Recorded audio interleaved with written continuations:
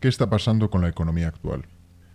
La reflexión que viene a continuación es un análisis basado en la evolución histórica de lo que conocemos por dinero. Para entender lo que sucede actualmente es necesario hacer un poco de historia y concretar algunos conceptos. ¿Qué es el dinero?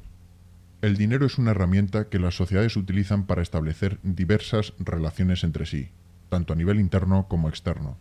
Las relaciones comerciales pueden darse a todos los niveles y se concretan gracias al uso de dinero. Con el dinero se gestionan relaciones como el intercambio de mercancías, los servicios o las deudas. La moneda surge del uso y aceptación del oro como herramienta valiosa de intercambio universal.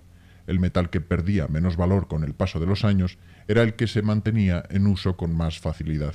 Las primeras monedas se acuñaron en Grecia, en la ciudad-estado de Lidia, en Asia Menor. El material era el electro, una aleación natural de oro y plata.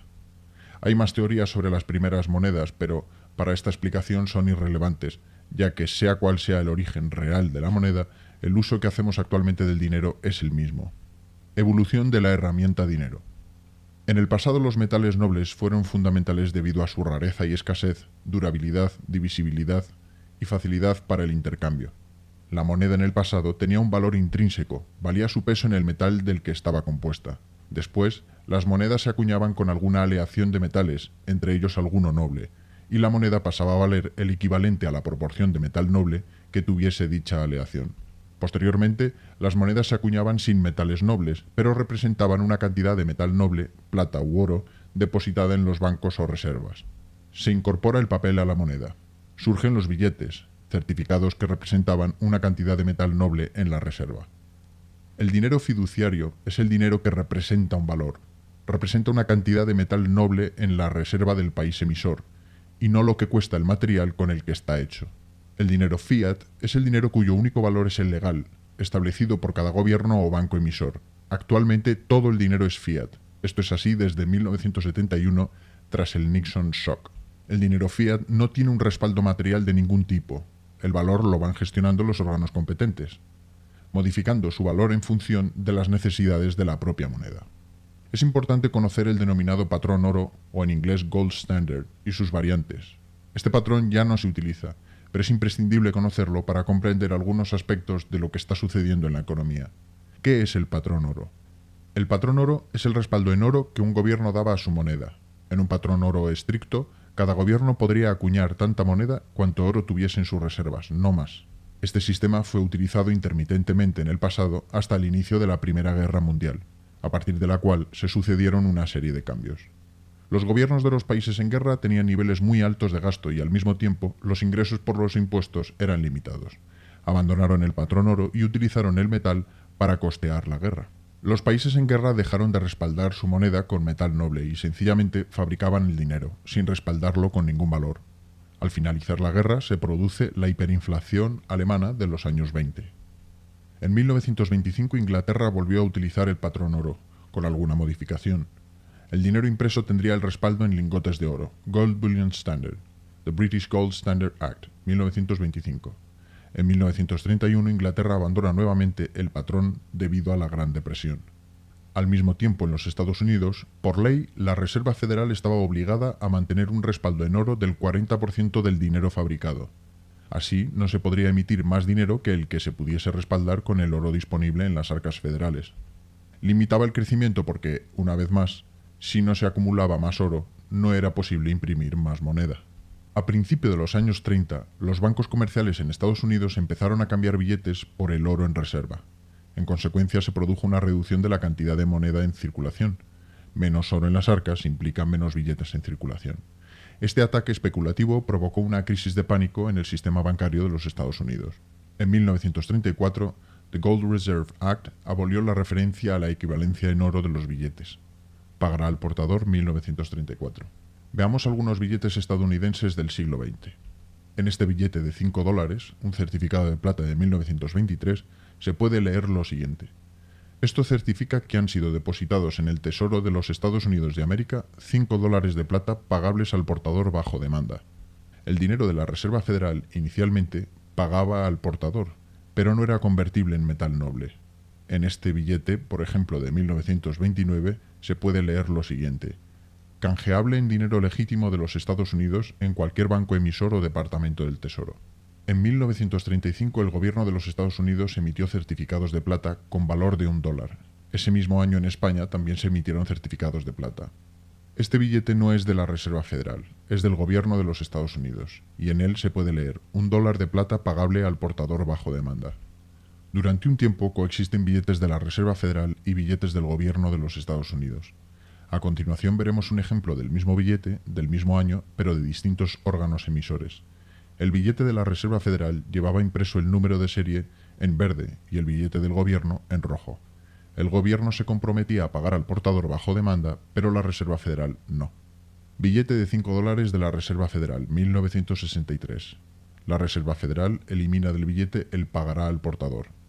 Billete de $5 del gobierno de Estados Unidos, 1963. El gobierno mantiene pagará al portador bajo demanda. Veamos otros ejemplos de certificados de oro de curso legal. Oro, 1909. $10 de oro, 1928. $50 en oro, 1928. $100 en oro, 1928. $10 en oro, 1922. $100.000 en oro, 1934, aunque este certificado se utilizó únicamente para transacciones financieras. A lo largo de la Segunda Guerra Mundial, parte del stock de oro de los países fue utilizado para pagar armamento y munición. Esta merma de las reservas de oro, en un sistema que utilizara el patrón oro convencional, suponía en la práctica una bancarrota para un país normal. El patrón oro a nivel local, península ibérica. Las dos monedas ibéricas previas al euro, la peseta y el escudo, mantuvieron claras diferencias a lo largo del siglo XX. El escudo portugués tuvo una fortaleza y estabilidad muy por encima de otras monedas hasta la Revolución del 25 de abril en 1974, momento en el que Portugal abandona las colonias y el escudo cae por debajo de la peseta por primera y única vez para no volver a superarla. Portugal mantuvo reservas de oro durante la práctica totalidad del siglo XX, hasta 1985, momento en el que los billetes de curso legal dejan de indicar la correlación con el oro, como se puede comprobar en estos dos ejemplos de 1985 y 1986.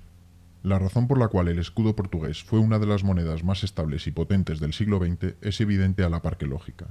En primer lugar, las colonias en ultramar aportaban mucha riqueza a un país muy pequeño. En segundo lugar, los escudos de ultramar, los de las colonias, no tenían conversión en oro, clave para la reserva portuguesa. Esto permitía acumular oro sin tener que devolverlo. Por ejemplo, los trabajadores de Mozambique trabajaban en las minas de oro en Sudáfrica. Se les pagaba con escudo de Mozambique, una moneda más baja y sin conversión a oro, y Sudáfrica pagaba en especie, o sea en oro, a Portugal. A su vez, el dinero era pagable en los bancos de cada colonia, pero nunca convertible en metal noble. Por ejemplo, en este billete de Cabo Verde se puede leer lo siguiente: pagable en las dependencias de la provincia de Cabo Verde. Por tanto, de las colonias salía riqueza, pero nunca regresaba. En cuarto lugar, se trataba de un sistema de explotación colonialista total, que se traducía en un aumento sustancial de las reservas de oro del país, ya que el oro solo tenía una dirección, hacia Portugal continental. El metal nunca se quedaba en las colonias. Las colonias que Portugal conservó hasta la Revolución del 25 de abril fueron Damán, Diu, Goa, Angola, Cabo Verde, Guinea-Bissau, Mozambique, Santo Tomé y Príncipe y Cabinda. En Portugal continental el dinero siempre tuvo respaldo de metal noble hasta 1985. Aquí tenemos un ejemplo de un certificado de plata de 1909. Oro 1910, oro 1920, oro 1925, oro 1935, oro 1942, oro 1965, oro 1980 y finalmente oro en 1985. A principio de siglo, España imprimía sus billetes con la frase pagará al portador. El Banco de España certificaba de ese modo que pagaría al portador del billete el importe del mismo. He aquí un ejemplo de un billete de 1907 con la frase pagará al portador. Hasta la Segunda República todos los billetes se imprimían con la frase pagará al portador. En este caso un ejemplo de pagará al portador en 1925, pagará al portador 1927, pagará al portador en 1928. Incluso ya en la Segunda República se imprimían los billetes con la frase pagará al portador 1931, pagará al portador 1935. La República emitió certificados de plata. Casualmente, ese mismo año, Estados Unidos también imprimió certificados de plata. En este caso, un certificado de plata en 1935 y otro certificado de plata en 1935. Durante la Guerra Civil Española aparece la frase certificado provisional de moneda divisionaria. Y aquí tenemos un ejemplo en el que se puede leer certificado provisional de moneda divisionaria en 1937. Otro certificado provisional de moneda divisionaria, 1937. El bando nacional también imprimió su dinero y tras la guerra introduce la frase de curso legal, pero los billetes carecían de respaldo en metal noble en las arcas de un país hundido y en plena posguerra. En este caso un ejemplo de curso legal en 1940. Años más tarde se volvió a utilizar la frase pagará al portador hasta la llegada de la democracia. Aquí tenemos un ejemplo de pagará al portador de 1965. Otro ejemplo, pagará al portador de 1970. Y ya en democracia se eliminan las referencias a la certificación o al portador hasta la llegada del euro. 1944, Conferencia de Bretton Woods. En Bretton Woods se crea el Fondo Monetario Internacional y el Banco Mundial. En esta conferencia se hace oficial el respaldo en oro del dólar, el denominado patrón cambio oro. El dólar pasa a ser considerado como moneda de referencia a nivel internacional y se establece una correlación entre el dólar y las principales divisas del mundo. Esto fortaleció mucho al dólar. Por tanto, a nivel internacional, se empezó a utilizar el dólar como referencia y, dado el caso, el dólar era canjeable por oro. En la práctica, Estados Unidos consiguió hacer con el resto del mundo lo que Portugal, por ejemplo, hacía con sus colonias, es decir, conservar la convertibilidad de la moneda en el territorio nacional y eliminarla en el exterior. Esto provocaba la acumulación de oro en el país cuya moneda era referencia y, además, muchos países optaban por establecer sus reservas nacionales en dólares en vez de en oro. Con todo, a pesar de la vinculación con el dólar, algunos países, pocos, tardaron más en abandonar el patrón oro. Suiza fue el último país en abandonarlo en 1998. Se llama Edad de Oro al periodo de desarrollo y crecimiento estable entre los años 1944 y 1971. ¿Por qué termina el patrón cambio oro? 1971, el Nixon Shock. Durante el gobierno del presidente francés Charles de Gaulle, hasta 1970, Francia se dedicó a cambiar los dólares que atesoraba por oro de la reserva estadounidense. Esto provocó que se redujeran las reservas de oro en Estados Unidos y, además, que el dólar perdiera influencia en el exterior ya que se devolvía la moneda y se cambiaba por oro. Sumado al endeudamiento de la administración Nixon por la guerra de Vietnam, el presidente Richard Nixon tomó la decisión el 15 de agosto de 1971 de acabar con la convertibilidad del dólar, cosa que provocó un colapso del sistema. Acaba aquí definitivamente el uso del patrón cambio oro a nivel global. Desde ese mismo momento el dinero deja de ser dinero fiduciario, es decir, el que representa un valor atesorado por el gobierno que lo imprime, y pasa a ser dinero fiat, dinero sin respaldo tangible, tan solo tiene un valor atribuido por convenio. Por supuesto, el euro es dinero fiat. Y esto no es lo peor. Lo peor es que llevamos 40 años utilizando dinero fiat. Pero, ¿por qué tendría que ser esto malo? Recapitulando la primera parte. Nos relacionamos utilizando la herramienta dinero. Dicha herramienta es el fruto de una evolución histórica. El dinero basaba su utilidad en un valor que lo respaldaba, y dicho valor era aceptado por todos. Desde 1971 utilizamos dinero fiat, un dinero cuyo valor es el atribuido por los órganos emisores. La herramienta dinero actualmente está a merced de la irresponsabilidad de quien lo fabrica y de la temeridad de quien especula con ello. Toda la economía actual está basada en intangibles, ya que al final de la cadena del dinero ya no hay nada. Y todos los ciudadanos del mundo estamos sometidos a ese nada por capricho de los poderes actuales. Es el feudalismo del siglo XXI, una forma más actual para someter a los ciudadanos. Por un lado se crea deuda de la nada con actividades especuladoras y por el otro se fabrica dinero para cubrirla, quantitative easing. Un comportamiento muy irresponsable por parte de las instituciones y de los especuladores a nivel global, que solamente pagarán los ciudadanos, medios y pequeños usuarios de la herramienta dinero. Por si fuera poco, se sostiene con frecuencia que el estado de bienestar es inviable debido al gasto público. Falso. El estado de bienestar podría ser totalmente viable, puesto que los servicios públicos son a partida no rentables. Por eso son servicios públicos, cosa de la cual los ciudadanos somos conscientes. Pagamos impuestos porque sabemos que los servicios públicos no son rentables y por ello los costeamos entre todos con nuestros impuestos. Lo verdaderamente inviable es la irresponsabilidad de los gobernantes y especuladores. Segunda parte. La crisis. Hay división de opiniones en relación al patrón oro. El keynesianismo critica fuertemente el uso del patrón oro, argumentando que fue la causa de la Gran Depresión posterior al crack del 29. Sostiene también que todos los países que abandonaron rápidamente el patrón oro iniciaron su recuperación antes. Por otro lado, el patrón cambio oro fue el garante del mayor periodo de estabilidad y crecimiento de la economía de muchos países a lo largo del siglo XX. De hecho, si somos países desarrollados, es, sin duda, debido a esta circunstancia. Base del problema. El dinero es una herramienta que las sociedades utilizan para establecer diversas relaciones entre sí.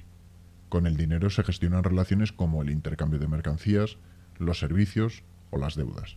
Estos son los tres pilares fundamentales que se gestionan con la herramienta dinero en las relaciones económicas. El dinero se ha basado histórica y principalmente en uno de los pilares, en el de las mercancías, como era el caso del patrón oro, por ejemplo. Posteriormente, el valor del dinero se ha basado en una combinación de dos pilares, mercancías y deuda. Hoy el dinero fiat no dispone de respaldo de mercancías, sencillamente se fabrica generando una deuda. ¿Esto qué significa? Significa que el dinero es deuda. Supongamos que la economía es un motor. Para activar la economía se mete dinero en el sistema.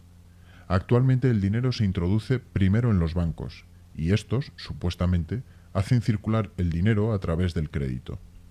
Una práctica común de los bancos es utilizar el dinero que reciben en inversiones lucrativas, para después recibir los beneficios sin haber hecho circular el crédito.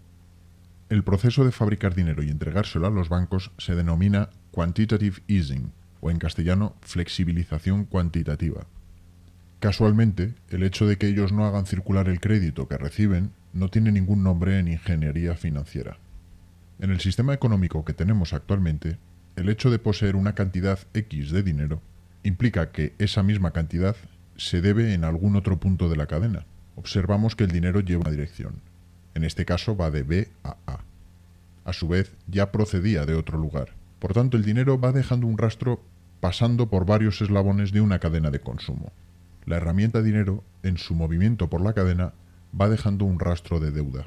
Deuda que, si seguimos hasta el último eslabón, nos llevará a la fuente del dinero, el origen del que parte, el emisor.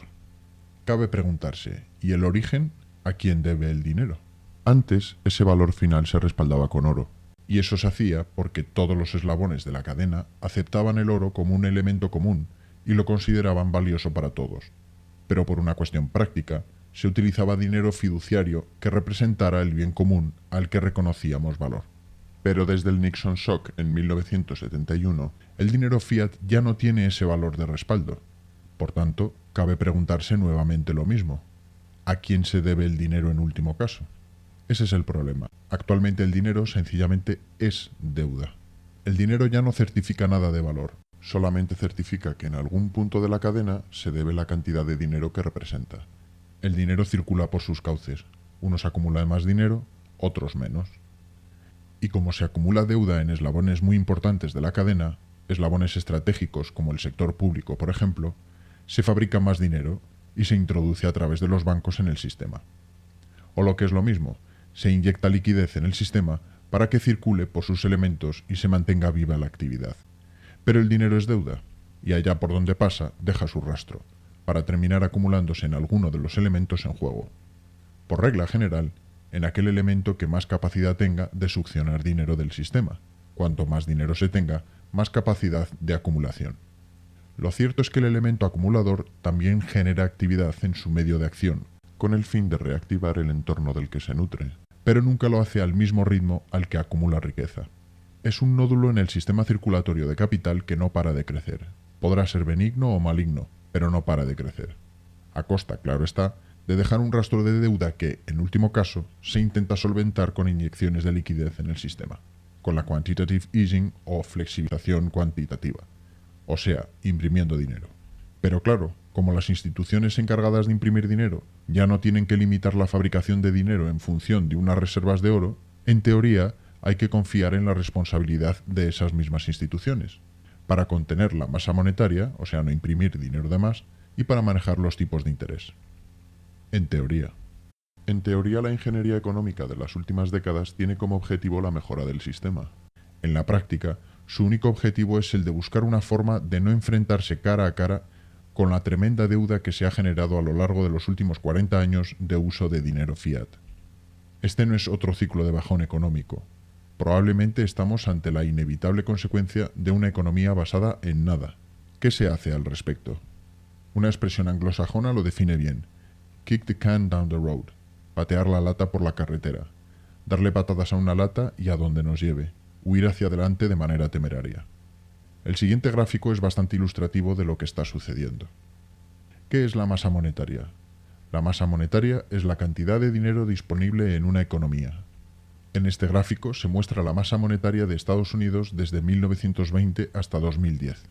Podemos observar la denominada Edad de Oro, momento en el cual hubo una estabilidad en el incremento de la masa monetaria.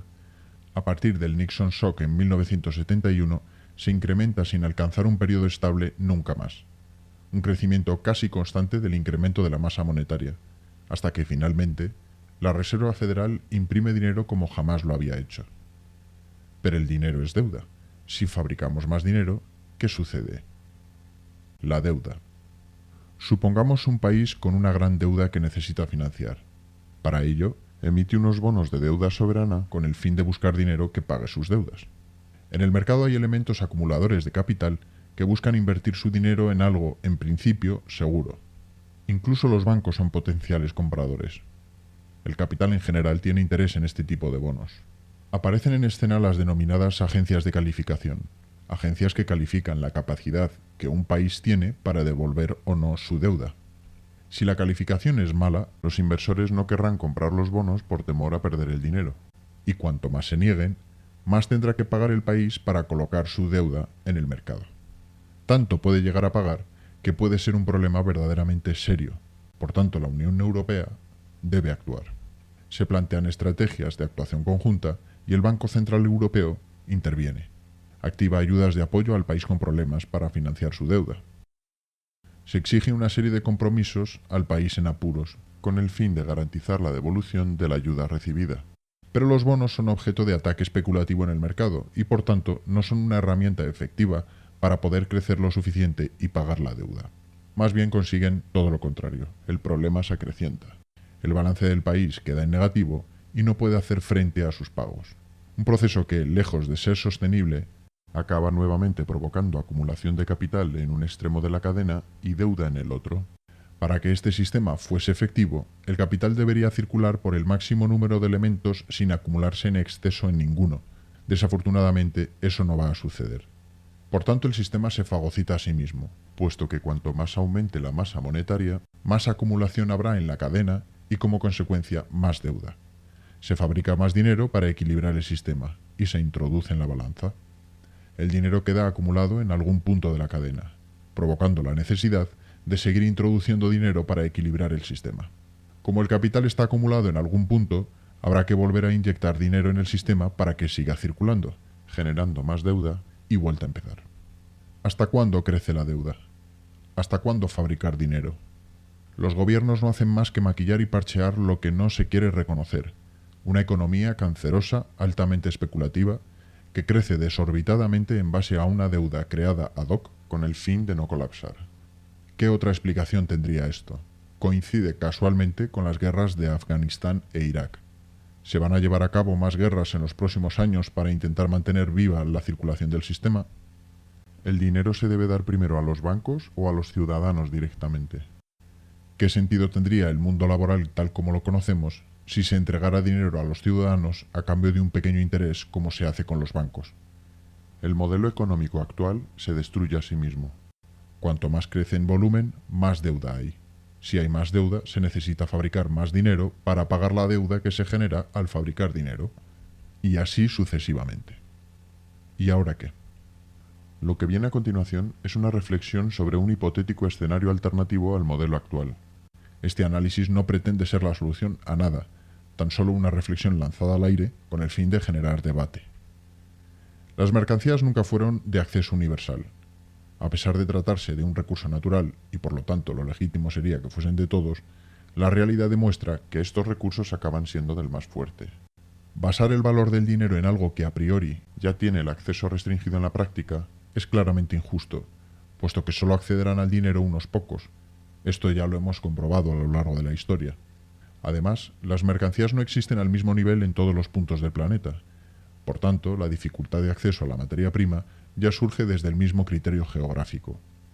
El acceso a las materias primas no es equilibrado y, por tanto, basar el valor de la moneda en metales nobles pertenece a siglos pasados. Aplicar nuevamente el patrón oro sería un retroceso en el tiempo.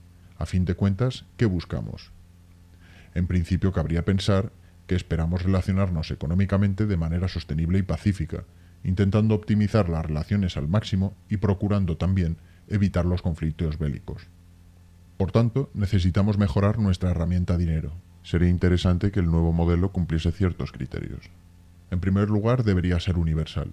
En segundo, debería estar presente en todos los puntos del planeta, allá donde puedan surgir relaciones entre individuos o sociedades. En tercer lugar, debería ser algo intrínseco al ser humano. En cuarto, que todo individuo tenga la posibilidad de participar en el sistema aportando riqueza al mismo. En quinto lugar, el sistema debería depender de los individuos que lo forman y no de elementos externos, como metales nobles o deuda. ¿Producen nuestros cuerpos materias primas? ¿Producen nuestros cuerpos deuda? ¿Pueden nuestros cuerpos producir trabajo? ¿Por qué no basar el valor del dinero en el tercer pilar fundamental de las relaciones económicas? La herramienta que nos relaciona a todos debería estar basada en algo intrínseco y propio al ser humano, siempre presente allá donde estemos, el trabajo. En circunstancias normales siempre tendremos ese capital. La unidad monetaria podría representar una equivalencia con un tiempo de trabajo en condiciones dignas. Habría que establecer un estándar. No todas las horas de trabajo tendrían la misma equivalencia, y sería necesario tener en cuenta factores como la cantidad de horas de formación requeridas para llegar a desempeñar una determinada profesión, el esfuerzo para desempeñarla, incluso si es necesario, el consumo calórico para trabajos de esfuerzo físico, por ejemplo. Habría que establecer una referencia a nivel internacional de equivalencias entre las profesiones y sus remuneraciones por hora. La relación pago-hora sería la misma para todos los países. La economía actual es especulativa. Esa es su naturaleza. El propio dinero fiat lo es. Las relaciones económicas en este sistema podrán ser potencialmente injustas. Para colmo, tenemos un sistema que se destruye a sí mismo. En el pasado también se han parcheado las crisis con mucho sacrificio para la ciudadanía, pero quizá lo ideal sería abordar directamente la raíz del problema. La herramienta dinero, el uso de dinero fiat. Quizás sea el momento de intentar promover un cambio desde la ciudadanía. La herramienta dinero nos atañe a todos.